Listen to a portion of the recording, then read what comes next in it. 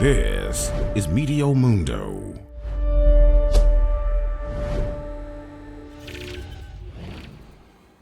Hi everyone, I'm Meteo Mundo Chief Meteorologist Rusty McCraney. This is your tropics update for Thursday, September the 7th.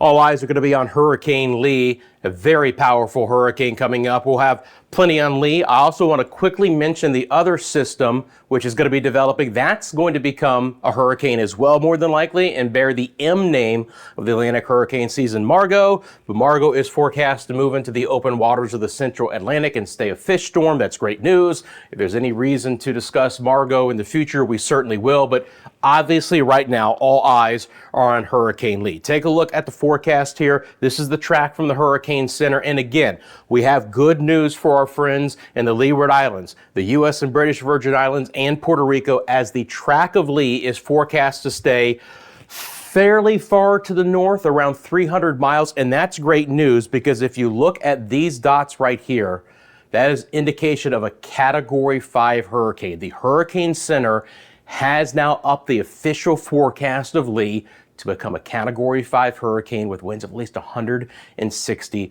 miles an hour. This will be one of the most powerful hurricanes that we've ever had in the Western Atlantic, as again, we hope it moves well away from our friends in Antigua and Barbuda and Anguilla and St. Kitts and Nevis. I can again use our spatial tool to kind of give you an idea of just how far away from those islands it's going to be. If I draw a line to where that Cat 5 number would be, you're looking at about 300 miles, if you will, of separation. That's going to keep the hurricane force winds well away from the islands. Obviously, it's going to really kick up the sea conditions. We're also going to certainly see a good amount of rain, and there will be some wind as big as Lee is going to become, but we're not going to get the direct impacts of a Category 5 hurricane in these islands, which would just be utter devastation. This is great news. Again, the models are in agreement with this. We always have to stay vigilant again, but there's no indication right now that we're going to get Lee to come any closer than that. You can see the computer models are in agreement.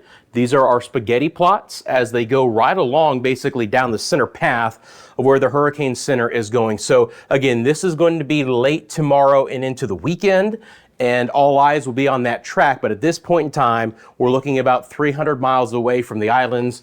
Lee, these storms can't maintain Category 5 strength for a very long length of time. They go through eye wall replacement cycles. They kind of blow their tops, but you've got a couple of Category 5 spots, maybe for 12 to 24 hours at most, and then staying a high-end Category 4 as it moves away. Now, as we go back in time again a little bit farther here, we'll start to see those models continue that recurve to the north for the most part. Now, there's going to be more uncertainty built in the longer in time that we go. Sure, you might see a model or two kind of go a little bit farther west to the Bahamas, but at this point in time, you can discount those. Those are outliers.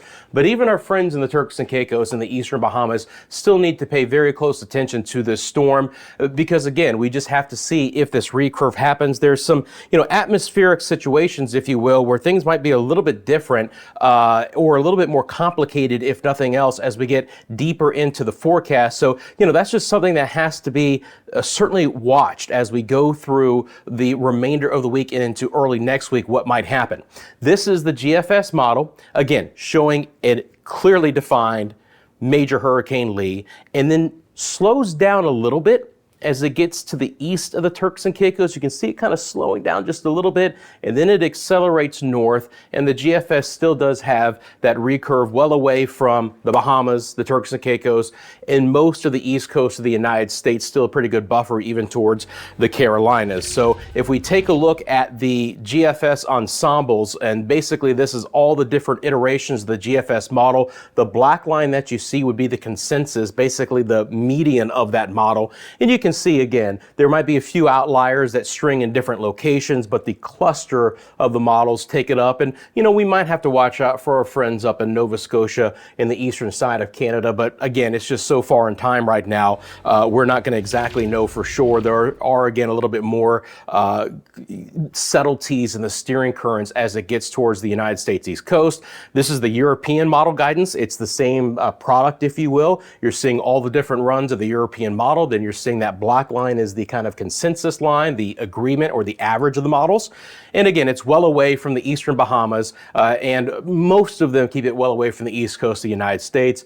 But obviously, when you're still talking about a major hurricane riding up the east coast of the United States and even 500-600 miles from the eastern side of the Bahamas, is something you have to keep a very close eye on, which we absolutely will. If you live in any of those areas, I'll keep you updated on that. But that right now is the latest on Hurricane Lee. I appreciate you watching this video. If you like the content, please like and subscribe. We do appreciate that. It helps out the channel a lot. We'll see you next time right here on Meteo Mundo.